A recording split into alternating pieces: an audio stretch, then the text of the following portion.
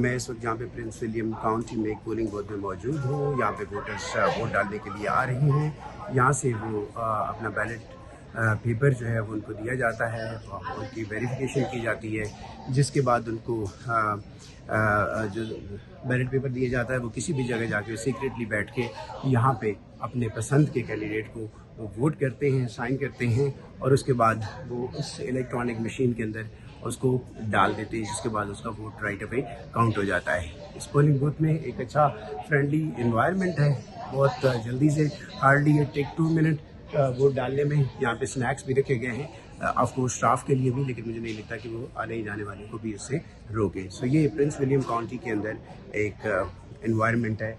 यहाँ पे इलेक्शन हो रहा है, वोट डाले जा रही हैं और मेरे सामने फर्स्ट टाइम वोटर जब आए तो यहाँ पे बड़ा जोश व खरोश से उनका इस्तकबाल किया गया, क्लैप्स की गई, क्योंकि वो जमहूरी अमल का हिस्सा बन गए हैं। प्रिंस विलियम काउंटी के एक पोलिंग स्टेशन के अंदर से मैं हूँ असद हसन।